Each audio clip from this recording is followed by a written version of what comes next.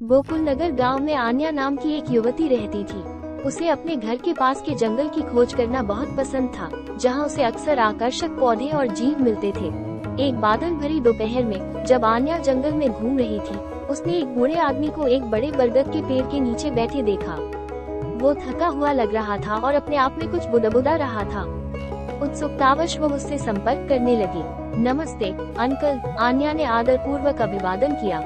बूढ़े ने ऊपर देखा और गर्मजोशी से मुस्कुराया। नमस्ते छोटे बच्चे, मेरा नाम गुरुजी है। आज तुम्हें यहाँ क्या लाया है?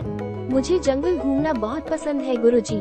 आप यहाँ क्या कर रहे हैं? आन्या ने पूछा। उसकी आंखें जिज्ञासा से भर गईं। गुरुजी ने समझाया कि वो एक बार एक महान जादूगर थे, जिन्होंने अपनी जादुई छतरी के साथ खुशियाँ फैलाते हुए दूर दूर तक यात्रा की थी। छाते में छोटे छोटे इंद्रधनुष बनाने की शक्ति थी, जो लोगों के दिलों में खुशी ला देती थी। हालांकि समय के साथ छतरी का जादू फीका पड़ने लगा और वो अब इंद्रधनुष नहीं बना सका। आन्या की आंखें उत्तेजना से फैल गईं। क्या मैं जादुई छाता देख सकता हूँ गुरुजी? गुरुजी एक पल के लिए झिझके और फिर मुस्कुराए।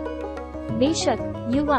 उसने फीके रंगों वाला एक सुंदर पुराना छाता निकाला और आन्या की ओर बढ़ा दिया।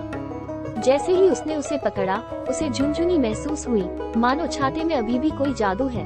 आन्या ने आसमान की ओर देखा, जो अब काले बादलों से भरा हुआ था। उसके मन में एक विचार आया और उसने एक मौका लेने का फैसला किया।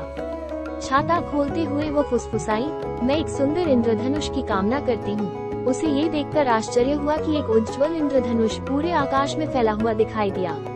आन्या को अपनी आंखों पर विश्वास नहीं हो रहा था। उसने छाते का जादू फिर से जगा दिया था।